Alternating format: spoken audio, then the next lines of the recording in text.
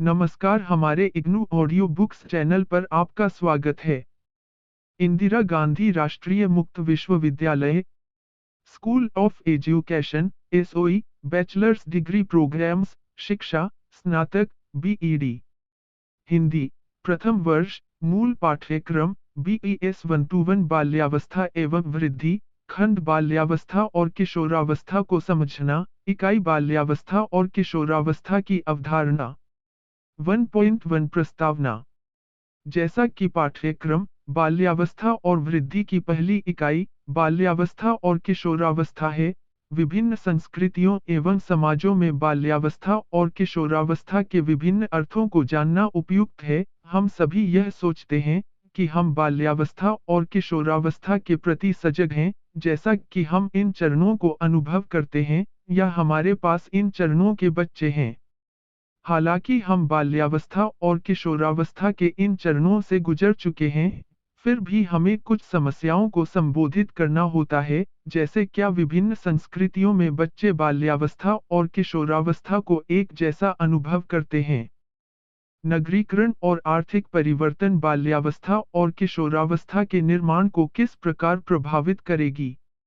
यह इकाई आपको यह समझने में मदद करेगी कि बच्चा किस प्रकार प्रौढ़ से भिन्न है।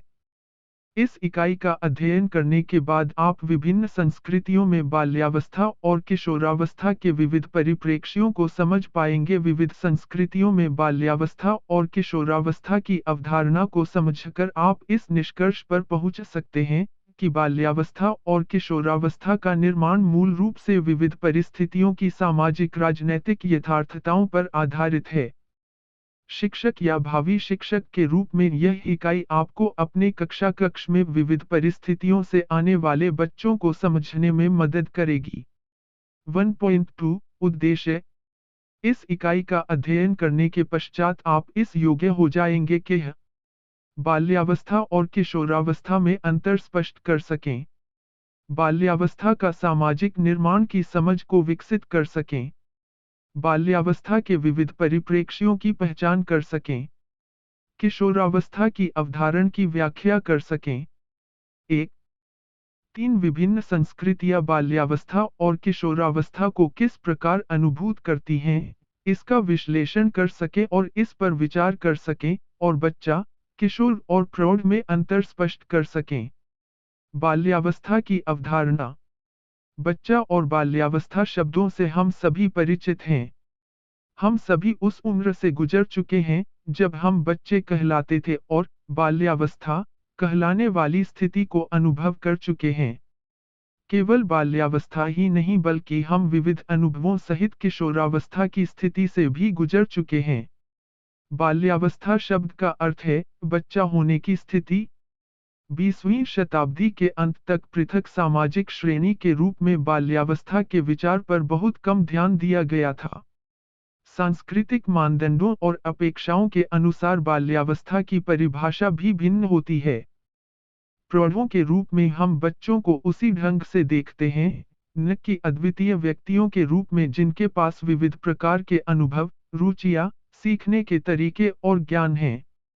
हम अक्सर उन्हें बाध्य करते हैं कि वे वैसे हों जैसा हम चाहें, जो बच्चों के विकास को गहराई से प्रभावित करता है। शिक्षक या भावी शिक्षक के रूप में हमें बच्चों के अनुभवों के साथ घनिष्ठता विकसित करने की आवश्यकता है, ताकि जिन बच्चों को हम पढ़ाते हैं, उनके बारे में अपने स्वयं के प्रत्यक्ष ज्ञान पर प्रश्न कर सकें। इस इकाई में यह प्रयास किया गया है कि हम बच्चों के बारे में अपनी स्वयं की समझ की सीमाओं के प्रति सजग रहें। विभिन्न प्रकार के अनुभवों को समझने के लिए यह उचित है कि हम बाल्यावस्था के विविध परिप्रेक्ष्यों पर विचार करें। हम पहले बाल्यावस्था के मानवशास्त्रीय परिप्रेक्ष्यों की जांच बाल्यावस्था के मानवशास्त्रीय परिप्रेक्ष्यों की जांच करते हैं। 1.3 एक बाल्यावस्था के मानवशास्त्रीय परिप्रेक्ष्य। सकते हैं कि बाल्यावस्था की मानवशास्त्रीय दृष्टि से जांच करते समय आप यह देख सकते हैं कि बाल्यावस्था की कोई कालानुक्रमिक सीमाएं अथवा जैविक सीमाएं तो नहीं हैं। मानवशास्त्रीय दृष्टि से बाल्यावस्था को 5 कोणों से समझा जा सकता है। पहला, बच्चों को बहुत सारे मानदंडों और परंपराओं को समझने और बनाए रखने के लिए सामाजिकरित किया जाता है। इस विचार के अनुसार, हम समुदाय में समाज की संस्कृति को जीवित रखने के लिए अभिभावकों और प्रौढ़ों के द्वारा साँचे में ढालकर बच्चों का लघु प्रौढ़ों की तरह प्रयोग करते हैं। दूसरा, बच्चों के व्यक्तित्व, उत्सुकताओं और सांस्कृतिक पहलुओं की स्वाभाविक प्रतिक्रियाओं के रूप में समझे जाते हैं, जिसमें उनकी वृद्धि होती है। बल इस बात पर दिया जाता है कि किस प्रकार सांस्कृतिक ढांचों को आभ्यंतरित किया जाता है और बदले में समाज में पुनरुत्पादन किया जाता है। तीसरा, बाल्यावस्था का सामाजिकरण एक प्रक्रिया है जिसके द्वारा मानदंड, अभिवृत्तियां, सोचने के तरीके और समाज के मूल्य विकास के दूसरे चरण में प्रवेश के लिए बच्चों द्वारा प्राप्त किए जाते हैं। यह विचार यह बताता है कि बच्चों के पालन पोषण के व्यवहार भूगोल, इतिहास और समुदाय की पारिस्थितिकी द्वारा प्रभावित होते हैं, जो बच्चे के व्यक्तित्व को आकार प्रदान करते हैं। चौथा, किशोरावस्था को विकासात्मक स्थान, डेवलपमेंटल नीश के रूप में देखा जाता है। विकासात्मक स्थान का अर्थ है बच्चे के सूक्ष्म पर्यावरण के सांस्कृतिक ढांचे की जांच के लिए ढांचा। यह बच्चे के विचार बिंदु के शब्दों में पर्यावरण की व्याख्या करने और विकास और संस्कृति के अधिग्रहण की प्रक्रिया को भी समझने का प्रयास करता है।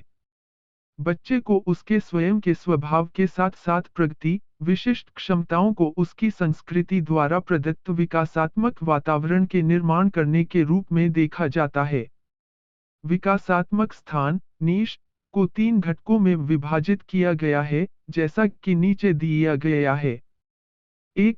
भौतिक और सामाजिक पर्यावरण जिसमें बच्चा रहता है, उदाहरण के लिए घर का प्रकार अथवा रहने का स्थान जो बच्चे के पास है। 2. बच्चे की देखभाल और पालन पोषण के तरीके, उदाहरण के लिए उनके क्रियाकलापों की सूची तैयार करना जैसे बच्चों को खेलने या स्कूल के लिए भेजना अथवा उन्हें टेलीविजन के कार्यक्रमों को दिखाना। 3. देखभाल करने वालों, केयरटेकर, का मनोविज्ञान, उदाहरण के लिए क्या देखभाल करने वाले इस बात में विश्वास करते हैं कि स्वस्थ विकास के लिए नियमित नींद आवश्यक है। विशाल संस्कृति के अंतर्गत ये 3 घटक बच्चों के विकासात्मक अनुभव को आकार प्रदान करने के लिए साथ साथ कार्य करते हैं। अंततः कुछ मानवशास्त्री बाल्यावस्था को स्वयं आंतरिक तथा बाह्य एकल सांस्कृतिक समुदाय की शक्तियों द्वारा आकार प्रदान किए गए सांस्कृतिक निर्माण के रूप में देखते हैं। बच्चे संस्कृति को परिवार के अंतर्गत अपने जीवन की दिनचर्या के माध्यम से अनुभूत करते हैं। यहाँ दिनचर्या में शामिल है विद्यालय जाना, धार्मिक क्रियाकलाप, खेलना, भोजन का समय और परिवार से मिलना। सामान्यतया संस्कृति बच्चे के दिमाग में विविध प्रकार के बढ़ते हुए अनुभवों के माध्यम से प्रवेश करती है। जो अनुभव बच्चों के पास अपनी बाल्यावस्था में थे निश्चित ही वे उनके प्रौढ़ जीवन को प्रभावित करेंगे। यहाँ हमें याद रखना होगा कि बच्चों के पालन पोषण की आदतें एक संस्कृति से दूसरी संस्कृति में भिन्न होती हैं और विभिन्न पर्यावरणों के अनुकूलन का प्रतिनिधित्व करती हैं। आप इस खंड की इकाई 2 जिसका शीर्षक है विविध परिस्थितियों में सामाजिकरण और वृद्धि में विविध परिस्थितियों में बच्चों के बढ़ने के अनुभवों के बारे में विस्तार से पढ़ेंगे, जैसे विभिन्न प्रकार के पारिवारिक ढांचों, असुविधाजनक क्षेत्रों और एक लड़की के रूप में बढ़ने में वे साधन बच्चों के जीवन को आकार प्रदान करने में महत्वपूर्ण भूमिका अदा करते हैं, जिनमें बच्चे अपने प्रतिदिन के पर्यावरण का अर्थ निर्धारित करते हैं, चाहे वे नगरीय, ग्रामीण, उपनगरीय अथवा असुविधाजनक क्षेत्र हों, और वे इस प्रकार के पर्यावरण में किस प्रकार अपने को सम्मिलित करते हैं। इसके बाद के अनुच्छेदों में हम बाल्यावस्था के समाजशास्त्रीय परिप्रेक्ष्य की चर्चा करने जा रहे हैं। 1.3 2. बाल्यावस्था के समाजशास्त्रीय परिप्रेक्ष्य। हमने यह समझा कि सभी कालों और समाजों में बच्चों के अनुभवों में अनेक रूपता और विविधता विद्यमान है। इसके अलावा समय, समाज और परिस्थितियों के अनुसार बच्चे और बाल्यावस्था के बारे में विभिन्न प्रकार की अवधारणाएं हैं।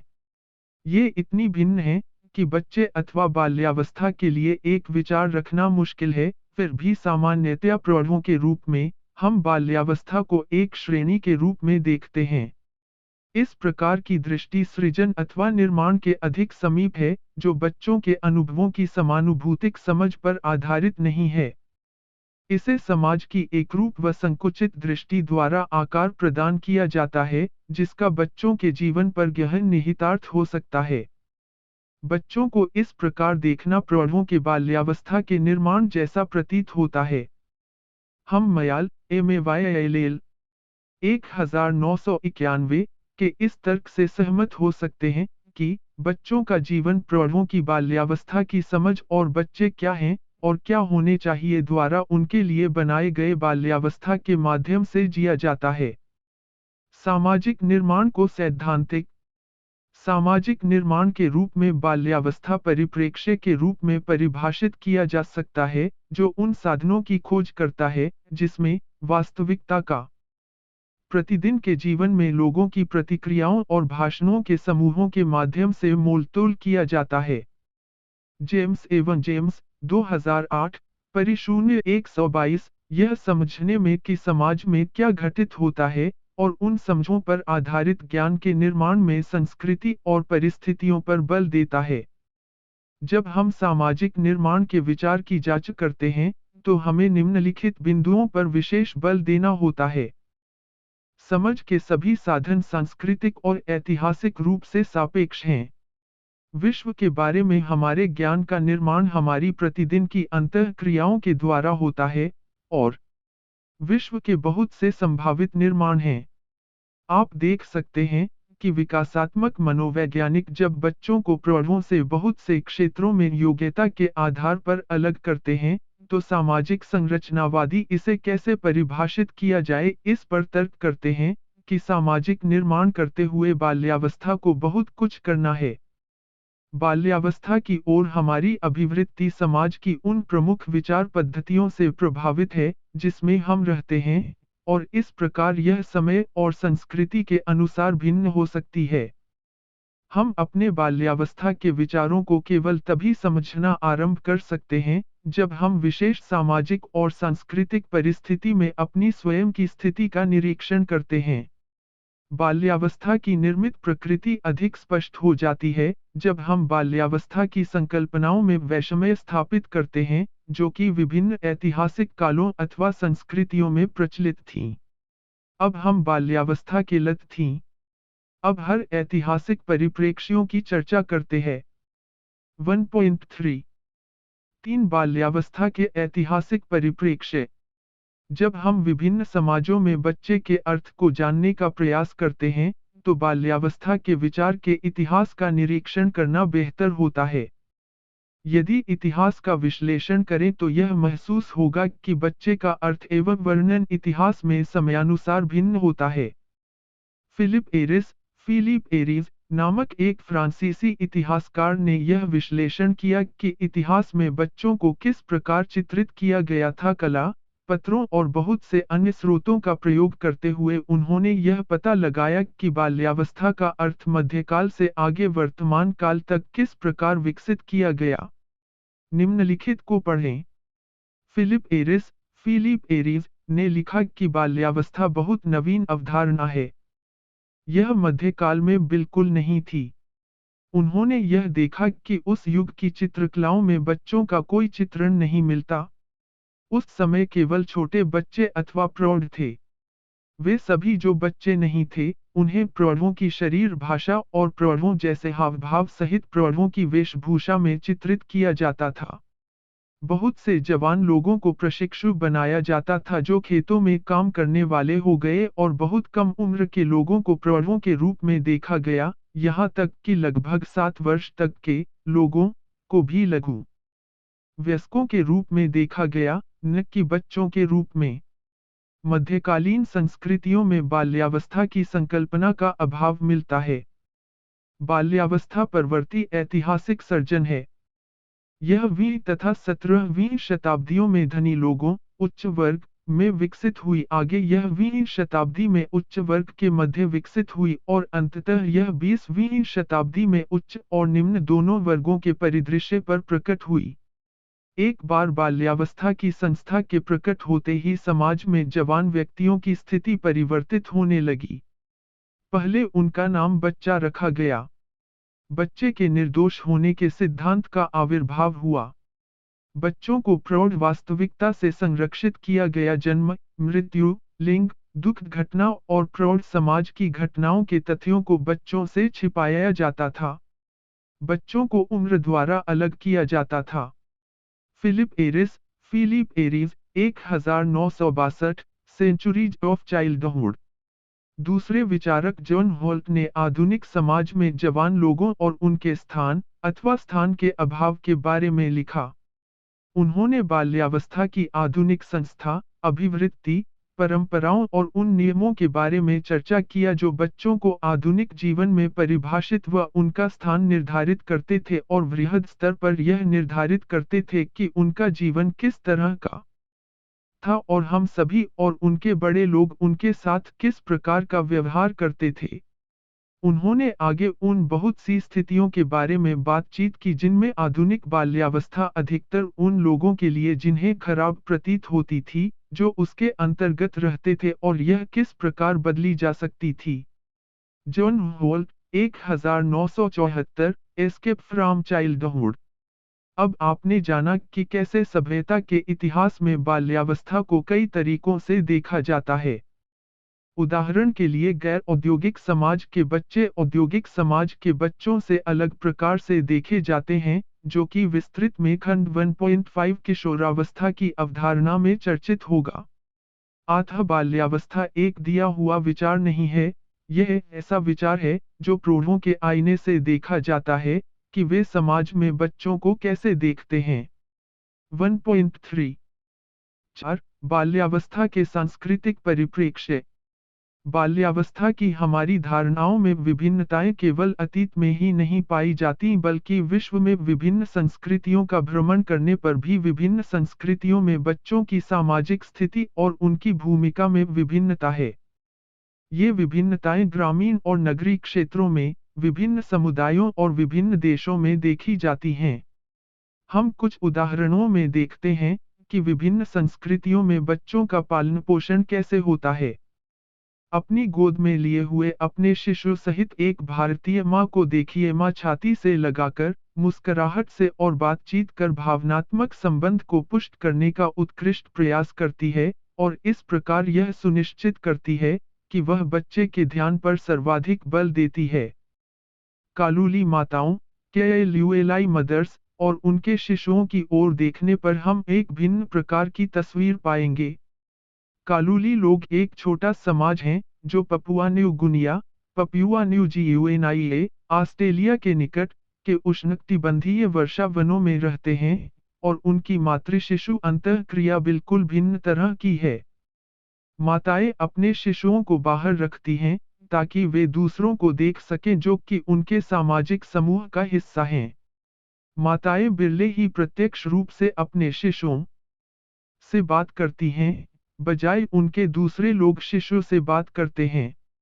यह ऐसा क्यों है? जैसा कि कालूली लोग एक बड़े और लंबे घर में रह रहे हैं, जिसमें आंतरिक दीवारें नहीं हैं, माँ बच्चे का बंधन कम महत्वपूर्ण है और बच्चों को संपूर्ण रूप में सामाजिक समुदाय के प्रति सजग रहना होता है। इसलिए उन्होंने बच्चे में बाहर का सामना करने की आदत को डलवाया और माँ की तरफ नहीं। स्रोत: Schaffer, H. Rudolph, 2004, introducing child psychology, United Kingdom, Blackwell Publishing Limited. दो समाजों में माँ बच्चे के खेल सत्र का एक उदाहरण नीचे दिया गया है। बाल्यावस्था की प्रक्रिया के दौरान, पश्चिमी समाज में माँ बच्चों को ऐसी स्थितियां प्रदान कर उनमें स्वतंत्र प्रकृति का विकास करने का प्रयत्न करती है, जिससे वे स्वयं अपनी खोज कर सकें। इसके विपरीत, जापानी माँ समूह के अन्य सदस्यों पर निर्भर होकर बच्चे का सामाजिकरण करती है। उदाहरण के लिए खेल सत्र के दौरान कार के सामने रखने पर पश्चिमी माँ कह सकती है, यह कार है। इसके सुंदर पहिए हैं। आप इससे खेल सकते हैं। एक जापानी माँ कहेगी, हेलो चैन, यह एक ब्रूम है। मैं इसे आपको देती हूँ। अब इसे मुझे दो। हाँ, धन्यवाद। इन दो माँ बच्चों के खेल सत्र के बीच आप क्या अंतर देखते हैं? पश्चिमी समाज में माँ बच्चे को वस्तु के नाम और उसके गुणों को सिखाने में अधिक महत्व देती है, जबकि दूसरे मामले में माँ बच्चे को विनम्रतापूर्वक बोलने और अंतर्वैयक्तिक पहलुओं पर जोर देने के लिए सांस्कृतिक मानदंडों की शिक्षा देती है। दूसरा बिंदु जो आप देख सकते हैं, वह यह है कि पश्चिमी समाज में माँ अपने बच्चों को उनके संज्ञानात्मक और शैक्षिक कौशलों को पुष्ट करने के लिए खेल में लगाती है, जबकि जापानी समाज में खेल बच्चे को सामाजिक अनुष्ठान में लगाने का एक साधन मात्र है, जो कि माँ बच्चे के संबंध को विकसित करेगा। श्रोता Schaffer, H Rudolph, 2004, introducing child psychology, United Kingdom. Blackwell Publishing Limited. उपर्युक्त उदाहरणों से आपने निश्चित ही यह अनुमान किया होगा कि बच्चों का पालन पोषण उनके व्यक्तित्व को बनाने के कार्य में महत्वपूर्ण है।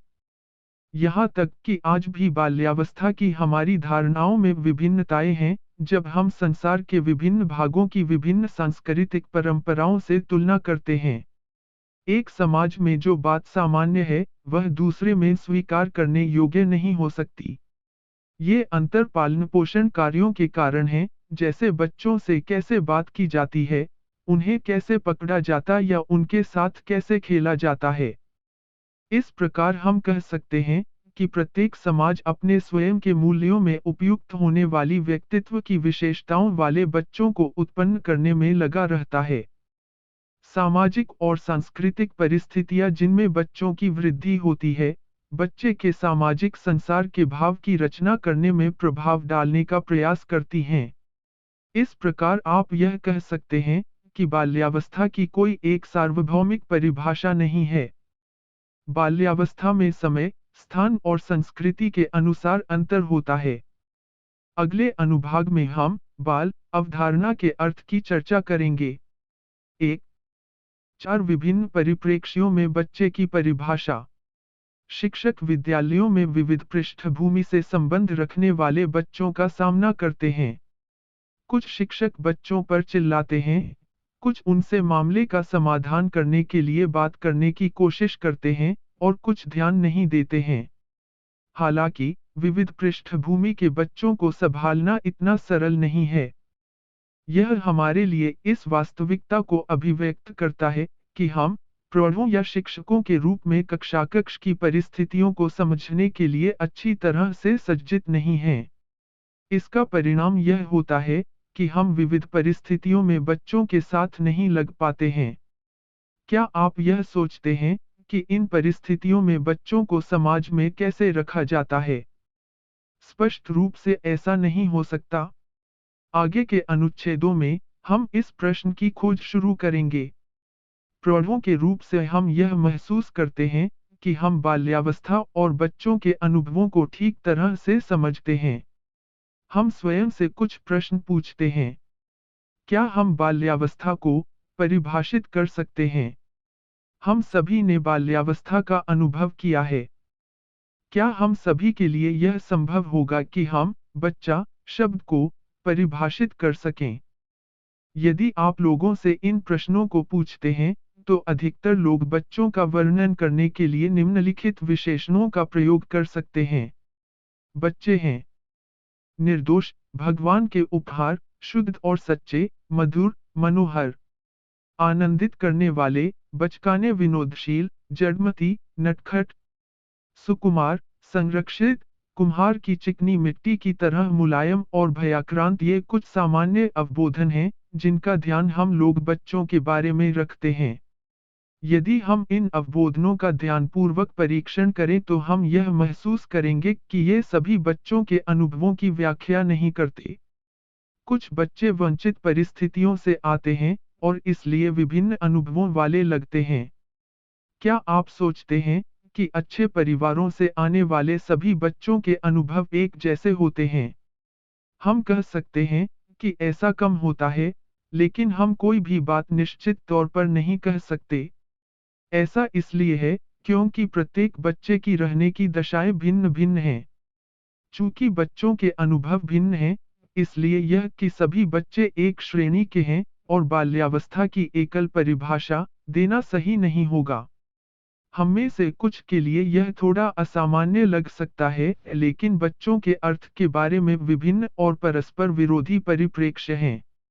अंग्रेजी भाषा का शब्द चाइल्ड ट्यूटोनिक मूल और गोथिक शब्द वूम्ब गर्भाशय से निकला है। अंग्रेजी शब्द बेबी का उदय एक शिशु द्वारा उच्चरित ध्वनि बेबे अथवा बाबा से हुआ है। अंग्रेजी में शिशु को एक बच्चे इन्फेंट के रूप में भी माना गया है, जिसका मूल एक व्यक्ति को इस रूप में परिभाषित करने से है जो बोल नहीं सकता, इन नहीं, फैंस बोलता। जापानी में नवजात शिशु को अका चैन अका लाल और चैन बच्चे को दी जाने वाली उपाधि कहते हैं। सामान्य रूप से ऐसा इसलिए है क्योंकि बच्चे की त्वचा लाल रंग की प्रतीत होती है। दूसरे अनुच्छेद में हम इस बात पर चर्चा करेंगे कि आयु मानदंड वैधानिक दृष्टिकोण से एक श्रमिक के रूप में और सामाजिक नीति के आधार पर बच्चे को किस प्रकार परिभाषित किया जाता है। आयु मानदंड अधिकांशतः बच्चे को परिभाषित करने के लिए उम्र मानदंड है। सामान्यतया बच्चे को उम्र के आधार पर परिभाषित किया जाता है। मानव को जन्म से यौवनारंभ तक अर्थात जन्म से 13 वर्ष तक की आयु तक को बच्चा माना जाता है। इस आयु अवधि में बाल्यावस्था जन्म से यौवनारंभ तक मानी जाती है। आयु के इस निर्धारण के बारे में वाद विवाद है। कुछ लोग तर्क देते हैं कि जैसे ही बच्चा अस्तित्व में आता है, बाल्यावस्था शुरू हो जाती है, यहाँ तक कि बच्चे के जन्म लेने से पूर्व भी, अर्थात इसके भ्रूणावस्था में ही। इसके अलावा कुछ लोग यह तर्क देते हैं कि बाल्यावस्था उस समय तक होती है जब तक कि कोई प्रौढ़ के रूप में सभी वैधानिक अधिकार न प्राप्त करे। भारत में इसका मतलब होगा कि 18 वर्ष की उम्र तक हर कोई एक बच्चा है। वैधानिक दृष्टि बाल अधिकारों पर संयुक्त राष्ट्र सम्मेलन। यह सम्मेलन बच्चे को 18 साल से नीचे के मानव के रूप में परिभाषित करता है। राष्ट्रीय बाल अधिकार संरक्षण आयोग NCPC R 0 से 8 आयु वर्ग के बच्चे को एक व्यक्ति के रूप में मान्यता देता है, जबकि भारत में बाल न्याय अधिनियम द जुवेनाइल जस्टिस एक्ट 14 वर्ष से कम उम्र के व्यक्तियों को बच्चों के रूप में मान्यता देता है। शिक्षा का अधिकार अधिनियम 2009 the right of education act 2009 6 से 14 साल के व्यक्तियों के बीच की इस परिभाषा को संकुचित कर देता है। भारतीय संविधान के विभिन्न अनुच्छेद एवं अधिनियम बच्चे के लिए विविध उम्र सीमाएं प्रस्तुत करते हैं। भारत के संविधान का अनुच्छेद अ कहता है कि राज्य 6 से 14 आयु वर्ग के अंतर्गत आने वाले सभी बच्चों को निःशुल्क और अनिवार्य शिक्षा प्रदान करेगा।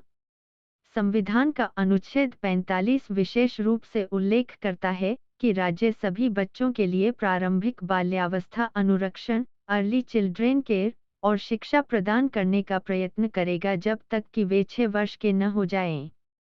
बाल श्रम निषेध एवं विनियमन अधिनियम 1986 the child labour prohibition and regulation act 1986 के अधीन बच्चा एक व्यक्ति है जिसने 14 वर्ष की उम्र पूर्ण नहीं की है।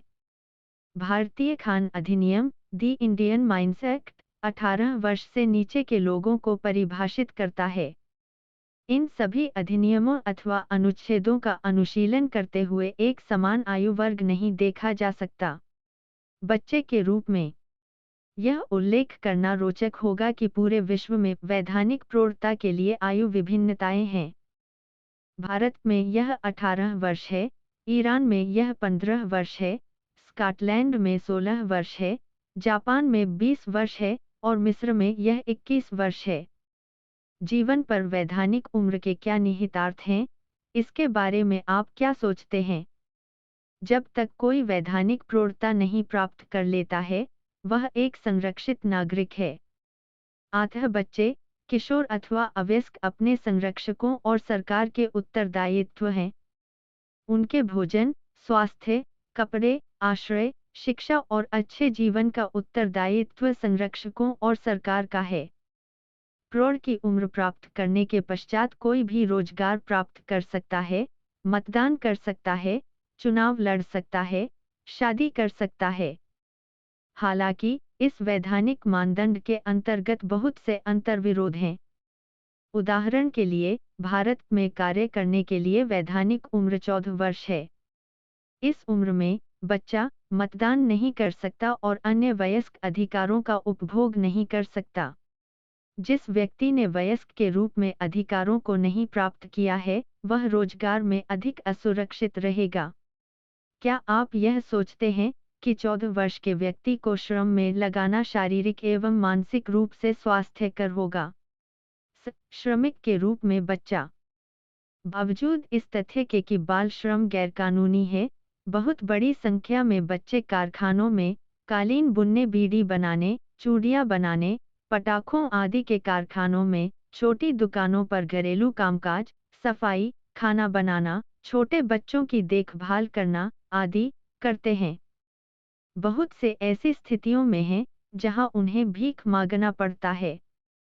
गरीबी में बचपन और कंगाल परिस्थितियों में बच्चों के अनुभव बेहतर स्थितियों की तुलना में बहुत भिन्न हैं। ऐसे मामलों में बच्चे परिवार के जीवन निर्वाह में मददगार समझे जाते हैं। ज्यादातर ऐसी स्थितियों में बच्चे प्रौढ़ों की अपेक्षा अलग तरीके से नहीं रहते।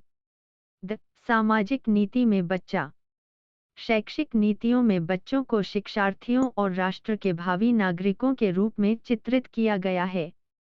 बच्चों को शिक्षा प्रदान करने का उत्तरदायित्व प्रौढ़ों पर है।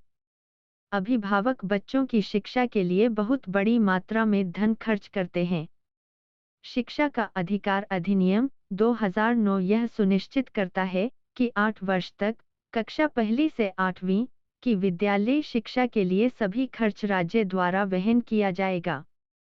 समाज कल्याण नीतियों में बच्चों को अति संवेदनशील समूह के रूप में माना गया है, जिन्हें आसानी से शारीरिक दंड, लैंगिक दुर्व्यवहार और संवेगात्मक दुर्व्यवहार का शिकार बनाया जाता है।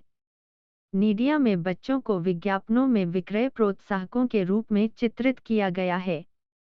बहुत से समाजों में बच्चा शब्द का प्रयोग परिचित किन संबंध को इंगित करने के लिए ही नहीं किया जाता है, बल्कि दास्ता की स्थिति को भी इंगित करने के लिए।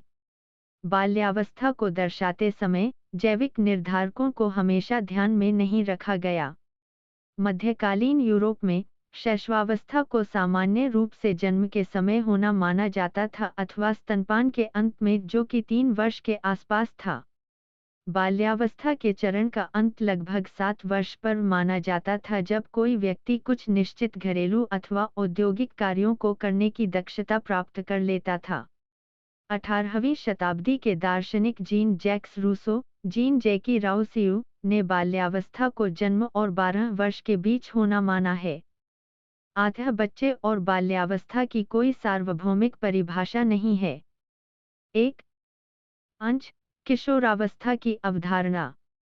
जैसा कि हम जानते हैं कि आज किशोरावस्था में बाल्यावस्था की तरह बड़े सामाजिक और विकासात्मक परिवर्तन हुए हैं। आप जान सकते हैं कि किशोरावस्था की अवधारणा का आरंभ 20वीं शताब्दी के अंत में और 20वीं शताब्दी के प्रारंभिक भाग में हुआ था। इस काल से पूर्व किशोरावस्था को बाल्यावस्था से अलग नहीं किया जाता था। इस इकाई के परिचयात्मक भाग में आप इस प्रकार पढ़ चुके हैं: नगरीकरण और आर्थिक परिवर्तन बाल्यावस्था के निर्माण और अनुभव को किस प्रकार प्रभावित करते हैं।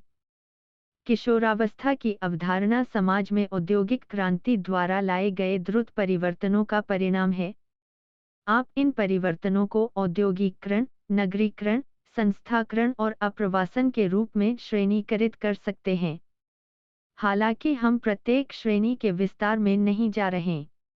आइए हम औद्योगिकरण द्वारा लाए गए परिवर्तनों और यह इस अवधारणा को, जिसे कि हम किशोरावस्था कहते हैं, किस प्रकार प्रभावित करता है, इस बात की जांच करें। औद्योगिक समाजों में बच्चों और किशोरों की स्थिति को विस्तार से जानने से पूर्व हमें कुछ रुचिकर प्रश्न संबोधित करना है, गैर-औद्योगिक समाजों में बाल्यावस्था और किशोरावस्था को किस प्रकार समझा जाता है? आगे के अनुच्छेद में इस प्रश्न पर विचार करते हैं। रूथ बेनेडिक्ट तर्क देते हैं कि गैर-औद्योगिक समाजों में बच्चों को सामान्यतया उन बच्चों से निम्नलिखित तरीके में अलग समझा जाता है जो औद्योगिक समाजों में रहते हैं। गैर औद्योगिक समाजों में बच्चों ने प्रारंभिक अवस्था में जिम्मेदारी ली।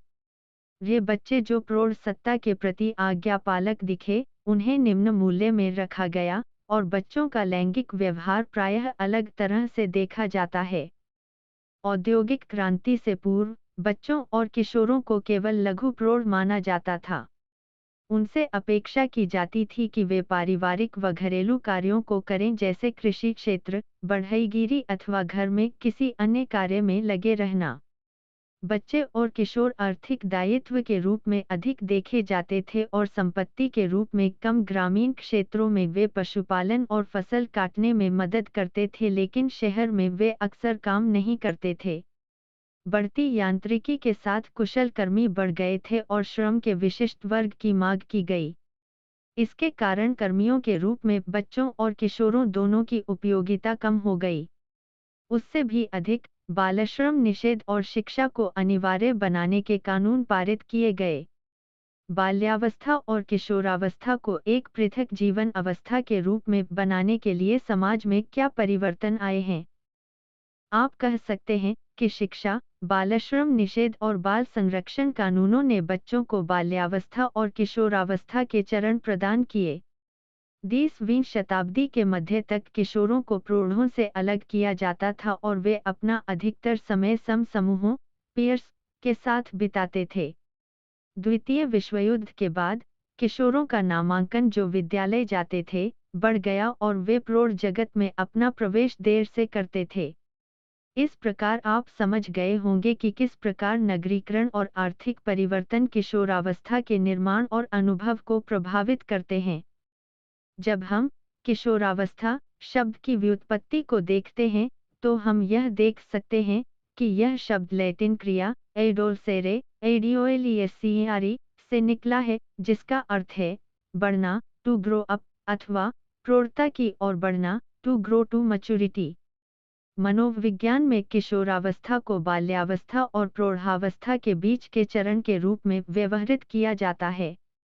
इस चरण में व्यक्ति को बाल्यावस्था के व्यवहारों को अपनी संस्कृति में मान्य प्रौढ़ मानकों के अनुसार अनुकूल बनाना और समायोजित करना होता है। यहाँ हम किशोरावस्था को केवल जैविक वर्ग में ही नहीं, बल्कि सांस्कृतिक ढांचे के अंतर्गत सामाजिक वृद्धि में भी रख सकते हैं। कुछ लोग यौवनारंभ को किशोरावस्था के चरण में पहुंचने के संकेत रूप में मान सकते हैं।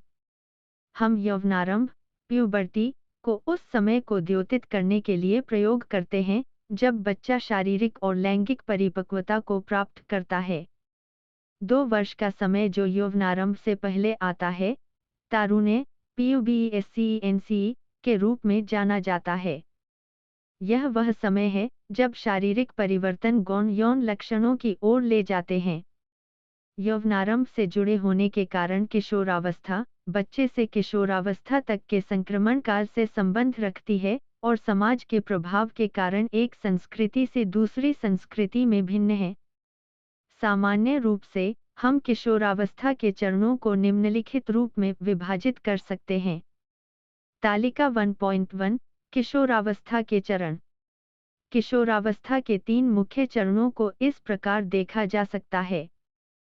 प्रारंभिक किशोरावस्था 10 से 13 वर्ष, वृद्धि और विकास की तेज चाल होती है। इस चरण में गौण लैंगिक लक्षणों की। मध्य किशोरावस्था 14 से 15 वर्ष। यह चरण विपरीत लिंग और समसमूहों के साथ नए संबंध बनाने और अभिभावकों से एक अलग पहचान के विकास के लक्षणों का दर्शाता है। परवर्ती किशोरावस्था 16 से 18 वर्ष। इस अवस्था में किशोर प्रौढ़ों जैसा व्यवहार करते हैं और एक पृथक पहचान बना चुके होते हैं और उनकी अपनी राय और विचार होते हैं। उपरोक्त अनुच्छेदों से आप अवश्य सोच चुके होंगे कि केवल परिपक्वता को अत्यधिक स्पष्ट कारण के रूप में मानते हुए किशोरावस्था का संबंध शारीरिक परिवर्तनों से है। सामान्यतया परिपक्वता जीवन की उस उम्र अथवा अवस्था की ओर संकेत करती है जब व्यक्ति शारीरिक, सांवेगिक, सामाजिक और बौद्धिक विकास को पूर्णतया प्राप्त करता है। इसके विपरीत, आप आश्चर्य कर सकते हैं कि हमने किशोरावस्था की आयु श्रेणीकृत परिभाषा क्यों नहीं ली है। दूसरा, उम्र को मनोवैज्ञानिक परिवर्त्य के रूप में नहीं माना जा सकता, यह अनुभवों का केवल प्रारंभिक सूचकांक है, जिसमें व्यक्ति मनोवैज्ञानिक विकास की प्रक्रिया के माध्यम से जाता है। अंततः हम किशोरावस्था को किशोर आयु तक सीमित नहीं कर सकते क्योंकि बहुत से बच्चे अपने प्रारंभिक 20 वर्षों में किशोरों की भूमिका में होते हैं। उदाहरण के लिए 18 वर्ष के कुछ व्यक्ति वित्तीय रूप से स्वतंत्र होते हैं और अपने अभिभावकों से अलग रह रहे होते हैं, इसलिए प्रौढ़ माने जाते हैं, जबकि दूसरे लोग अभिभावकों से जुड़े होकर भी वित्तीय और सांवेगिक रूप से अभिभावकों पर निर्भर हो सकते हैं, इसलिए किशोर माने जाते हैं। हालांकि किशोरावस्था को परिभाषित करने में अन्य सामाजिक और सांस्कृतिक निर्धारक हैं। बाल्यावस्था की तरह जैविक तथ्य अथवा आयु वर्ग की बजाय किशोरावस्था भी सांस्कृतिक निर्माण है। आइए हम विभिन्न संस्कृतियों में किशोरावस्था की अवधारणा की चर्चा करते हैं। 1.5.1 विभिन्न संस्कृतियों में किशोरावस्था। आप अवश्य सोच रहे होंगे कि किशोरावस्था का निर्माण सांस्कृतिक रूप से किस प्रकार हो सकता है। किशोरावस्था का निर्माण इस अर्थ में होता है कि किस प्रकार विविध संस्कृतियां प्रौढ़ स्थिति को परिभाषित करती है और किशोरों द्वारा प्रौढ़ों की भूमिका और उत्तरदायित्वों को सीखने की शर्तों पर किशोरावस्था सांस्कृतिक परिस्थिति के अंतर्गत होती है। इसके अलावा यह प्रत्येक व्यक्ति के लिए विशेष समयावधि के अंतर्गत घटित होती है। आपकी किशोरावस्था, आपके अभिभावकों और आपके बच्चों की किशोरावस्था में कुछ निश्चित समानता होंगी, जैसे जैविक वृद्धि, लेकिन कुछ निश्चित विषयों जैसे खेल और संगीत को वरीयता प्रदान करने में अद्वितीय होगी। अब आप सहमत हो सकते हैं कि किशोरावस्था सभी संस्कृतियों में मौजूद है, लेकिन भोगे गए अनुभव संस्कृति के मध्य वृहत रूप से भिन्न होते हैं। किशोरावस्था विविध संस्कृतियों में विभिन्न रूपों में देखी जाती है। निम्नलिखित बॉक्स में दिए गए विषय को पढ़िए। मध्यवर्गीय अमेरिका में किशोरावस्था को प्रधान किशोरावस्था वेस्टिब्यूल एडियोएलिएससीएनसी नाम से जाना जाता है, जो इसे 18 से 20 वर्ष की उम्र का समय बताता है। अरब में किशोरों को विवाह तक पारिवारिक व्यवस्था के अंतर्गत रहना चाहिए ऐसा माना जाता है, जो परिवार की अभिरुचियों और विचारों के प्रभाव को प्रकट करता है। अमेरिका की मैक्सिको संस्कृति में किशोरों को घर छोड़ने से हतोत्साहित किया जाता है।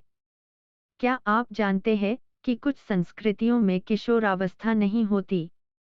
उदाहरण के लिए, किशोरावस्था को एक चरण के रूप में मानने की बजाय वे यौवनारंभ को एक धार्मिक समारोह या गमन समारोह के रूप में संचालित करेंगे। यह बाल्यावस्था के अंत और प्रौढ़ावस्था के प्रारंभ को संकेतित करता है। क्या आपकी संस्कृति बाल्यावस्था से संकेतित करने के लिए कोई समारोह करती है? यौवनारंभ अनुष्ठानों के बहुत से उदाहरण हैं, जिनका विकास बहुत संस्कृतियों में बाल्यावस्था से किशोरावस्था में गमन को संकेतित करने के लिए हुआ है। यौवनारंभ अनुष्ठान विविध समाजों और परंपरागत संस्कृतियों में विशेष रूप से सामान्य है। किशोरावस्था के प्रवेश को निम्नलिखित बॉक्स को पढ़िए। न्यूजीलैंड के पास प्रशांत महासागर में समोआ नामक द्वीप में पुरुष और महिला दोनों ही यौवनारंभ अनुष्ठानों में भाग लेते हैं। किशोरावस्था में गमन के पारंपरिक समारोह में 14 और 16 की उम्र के बीच कुछ समय गोदना गोदाने के लिए होता है। लड़कों के लिए यह प्रक्रिया 2 से 3 महीने के लिए होती है, जबकि लड़कियों के लिए इसमें 5 से 6 दिन लगते हैं। नवाजो अमरीकियों, एक अमेरिकी मूल की जनजाति, में महिलाओं में प्रथम रजोदर्शन के प्रारंभ से संबंधित एक धार्मिक अनुष्ठान होता है। यह बच्चों में किशोरावस्था के चरण में प्रवेश का संकेत करता है। यहूदी धर्म में 13 साल की उम्र में लड़कों को बार मित्ज़वा, जिसका अर्थ है धर्मादेश का पुत्र, सन ऑफ कमांडमेंट, और 12 साल की उम्र में लड़कियों को बैट मित्ज़वा के रूप में माना जाता है। इन अनुष्ठानों से वे प्रौढ़ों के रूप में समझे जाते हैं और यहूदी धर्मादेश और कानूनों का पालन करने के लिए बाध्य होते हैं। तमिलनाडु के बहुत से हिस्सों में जब लड़की यौवनारंभ को प्राप्त करती है तो शानदार प्रीतिभोज किया जाता है। वह हल्दी में स्नान करती है और दुल्हन जैसे कपड़े पहनती है और बड़े समुदाय के बीच घोषित की जाती है कि अब वह परिपक्व हो चुकी है। नायर समुदाय, केरल में हिंदू जातियों में से एक ने जब लड़कियां यौवनारंभ को प्राप्त करती हैं तो वे शानदार तरीके से थिरंदु कल्याणम THIRANDUKLYANAM मनाती हैं। थिरंदु मंगलम और थिरुवंदुकुली इस समारोह के लिए प्रयोग किए जाने वाले दूसरे शब्द हैं। उड़ीसा में आदिम जनजाति समूह के चुक्तिया भुंजिया CHUKTIABHUNJIYA लड़कियों के लिए 2 प्रकार के धार्मिक समारोह करते हैं, आई पूर्व यौवनारंभ समारोह और 2 यौवनारंभ समारोह। पूर्व यौवनारंभ समारोह में लड़की की शादी एक बाण, कर्ण अथवा उसके प्रतीक पति के रूप में माहुल वृक्ष की शाखा से की जाती है। यदि वह इस समारोह से पूर्व यौवनारंभ को प्राप्त करती है तो उसे चरित्रहीन, अभेदा ABHEDA के रूप में जाना जाता है और वह सामाजिक नापसंदगी का सामना करती है। यह समारोह शादी समारोह की तरह ही है। यौवनारंभ के दौरान लड़की को 1 माह के लिए दूसरों से अलग रखा जाता है। उसे किसी पुरुष के पास जाने और रसोई में घुसने से मना किया जाता है। 1 महीने के बाद उसे तेल मिश्रित हल्दी से स्नान करने के लिए उसकी मामी द्वारा नदी की धारा पर ले जाया जाता है। नए कपड़े पहनने के बाद उसे अपने चाचा के घर ले जाया जाता है, जहां पर उसे अपने घर ले जाने के लिए जल से भरा पीतल का पात्र दिया जाता है। सीधे रसोई में प्रवेश कर वह अपनी शुद्धता प्रकट करने के लिए नए बर्तनों में खाना बनाना शुरू करती है। उपरोक्त विवरणों से आप बच्चों की आगे आने वाली उम्र, यौवनारंभ से संबंधित विविध समारोहों के बारे में जान गए होंगे। आपने यह देखा कि उनमें से कुछ धार्मिक उत्तरदायित्व की उम्र से संबंधित हैं और कुछ यौन परिपक्वता की उम्र से। किशोरावस्था निश्चित नहीं है। यह समय, स्थान और संस्कृति में भिन्न भिन्न होती है। कुछ शोधकर्ता कहते हैं कि भारत में ग्रामीण क्षेत्रों में नगरीय बने स्थानों की तुलना में बच्चों और प्रौढ़ों के मध्य कम भिन्नता है।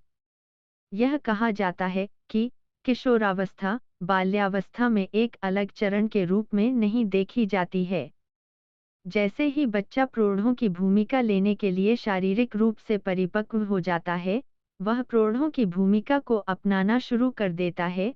उदाहरण के लिए, वे धन कमाने में लग जाते हैं, सभी घरेलू कार्य करने लगते हैं, प्रौढ़ों जैसे कपड़े पहनना शुरू कर देते हैं और यहाँ तक कि कम उम्र में ही शादी भी कर लेते हैं।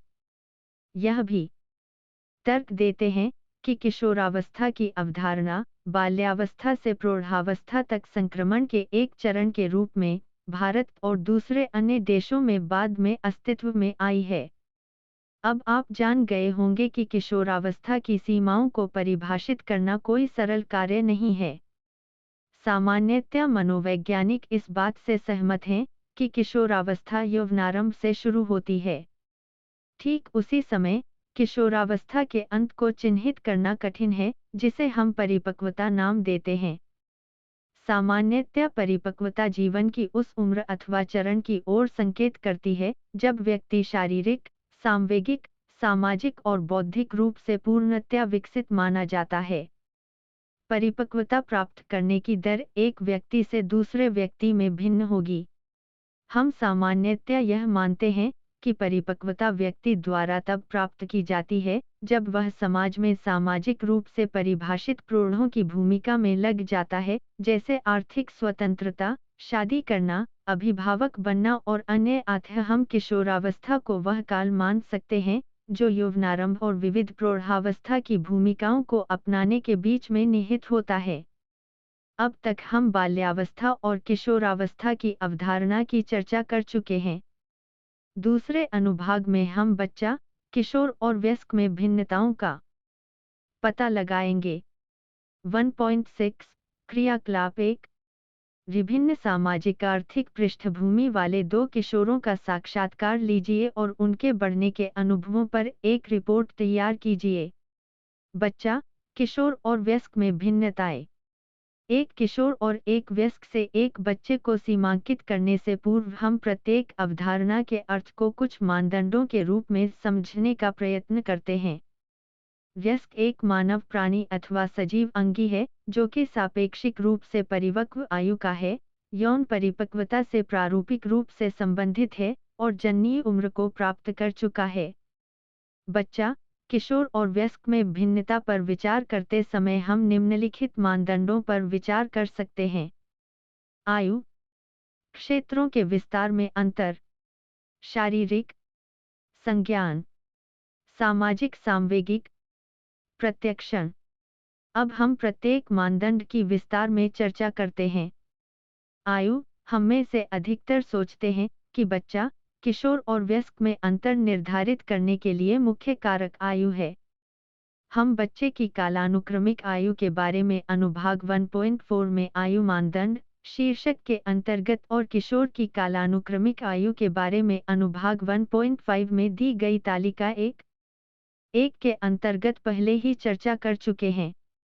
प्रौढ़ावस्था में प्रवेश की वैधानिक परिभाषा सामान्यतया 16 से 21 की उम्र के बीच अथवा समुदाय और देश जिसके संदर्भ में प्रश्न है, अनुसार भिन्न भिन्न होती है। हमने आयु उपागम को क्यों नहीं लिया है, इसकी चर्चा किशोरावस्था की अवधारणा शीर्षक के अंतर्गत पहले ही कर चुके हैं। विविध विकासात्मक चरणों के आधार पर आयु मानदंड निम्नलिखित विशिष्टताओं से बना है। पहचान, खोज की आयु, बच्चे और किशोर इस बात का पता लगाने के लिए संघर्ष कर रहे होते हैं कि वे कौन हैं और शिक्षा से क्या चाहते हैं।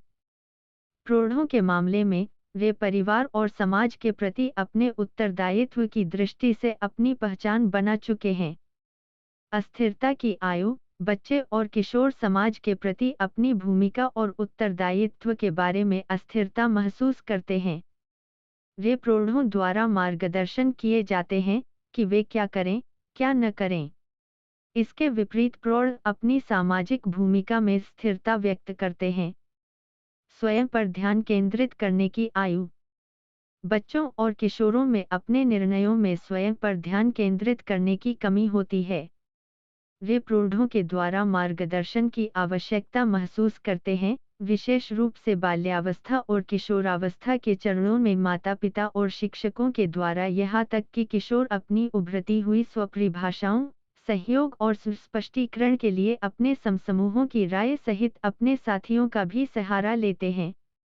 अपने दिन प्रतिदिन के क्रियाकलापों में प्रौढ़ पूर्णतया स्वकेंद्रित होते हैं।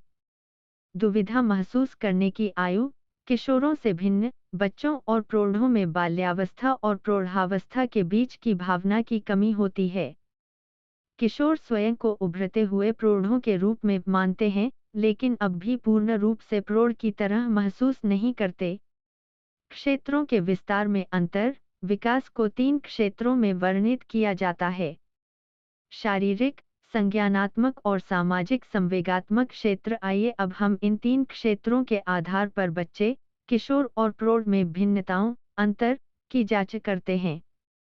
शारीरिक, बाल्यावस्था के दौरान शारीरिक वृद्धि एक समान गति से जारी रहती है। बाल्यावस्था से किशोरावस्था तक के संक्रमण काल में अनेक प्रकार के जैविक परिवर्तन होते हैं, जैसे समृद्धि प्रवेग, ग्रोथ स्पर्ट, अंतःस्राविक, हार्मोन संबंधी, हार्मोनल परिवर्तन और लैंगिक परिपक्वन जो कि यौवनारंभ के साथ आते हैं।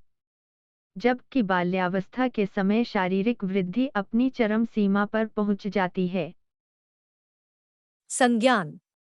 प्रौढ़ों से भिन्न, बच्चे का संज्ञान विचार में नवीनता के द्वारा बताया जाता है।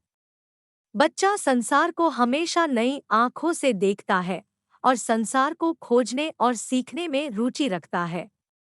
किशोर संसार को हमेशा ध्रुवत्व के अर्थों में, जैसे सही बटा गलत, अच्छा बटा बुरा, जबकि प्रौढ़ इस पूर्णतावादी विचार से हैं, क्योंकि वे दूसरों के बहु परिप्रेक्ष्यों से सजग हो जाते हैं। सामाजिक बच्चे और किशोर नए विचारों एवं मूल्यों को ग्रहण करते हुए और नए कौशलों से सामाजिक विकास के मार्ग में होते हैं। उनका लक्ष्य स्व के सकारात्मक भाव का विकास करना है। वे सूक्ष्म तंत्र में इन अधिगम अनुभवों को अपने ध्यान देने वालों से प्राप्त करते हैं। प्रौढ़ों का सामाजिक विकास उनकी उन सामाजिक भूमिकाओं से जुड़ा होता है जो उन्हें समाज में अदा करना होता है। इन भूमिकाओं को कार्य, विवाह और अभिभावकत्व में वर्गीकृत किया जाता है। एरिक्सन के प्रौढ़ विकास के सिद्धांत के सुझावों के अनुसार कार्य का किसी पहचान से, विवाह का आत्मीयता, घनिष्ठता की खोज से और बच्चों के प्रति अभिभावकत्व का प्रजनन के अर्थों में संबंध होता है। संवेग। प्रौढ़ों से भिन्न बच्चे और किशोर संवेगों के प्रबंधन की अपनी क्षमता को विकसित करने की प्रक्रिया में लगे होते हैं।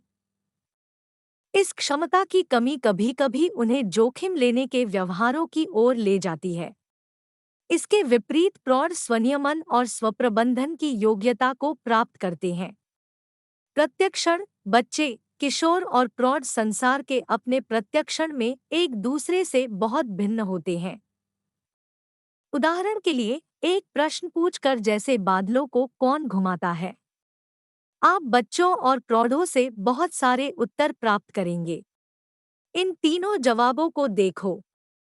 बच्चा 1, जैसे मैं टहल रहा हूँ, वैसे ही बादल भी टहल रहा है।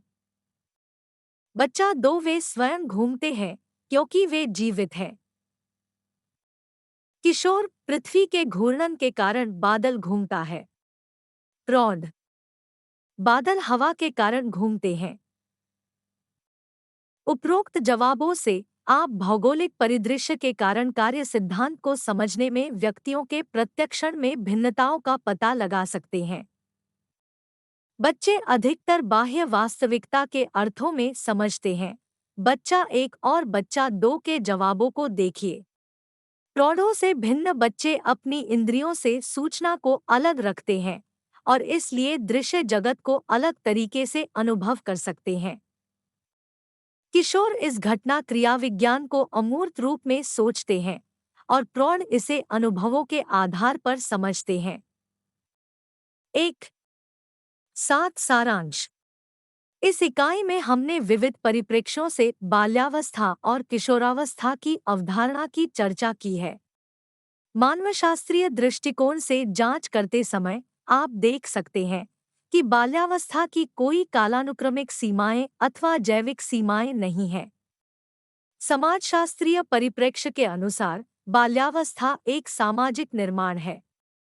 सांस्कृतिक परिप्रेक्ष्य की दृष्टि से बाल्यावस्था के प्रति हमारी अभिवृत्ति समाज की प्रभावी विचार पद्धतियों के द्वारा प्रभावित है जिसमें हम रहते हैं, और इसलिए यह समय और संस्कृति के अनुसार भिन्न होगी।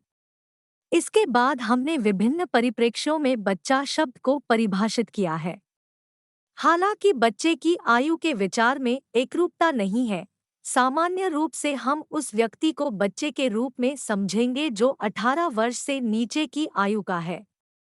हमने किशोरावस्था की अवधारणा की व्याख्या की और विभिन्न संस्कृतियों के संदर्भ में इसकी चर्चा किया कि किशोरावस्था निश्चित नहीं है, यह समय और संस्कृति के अनुसार भिन्न होती है। ठीक उसी समय किशोरावस्था के अंत को चिन्हित करना कठिन है, जिसे हम परिपक्वता नाम देते हैं। एक किशोर और प्रौढ़ से बच्चे को भिन्न करने के साथ ही इकाई समाप्त होती है। धन्यवाद। मिलते हैं अगले वीडियो में अगले पाठ के साथ।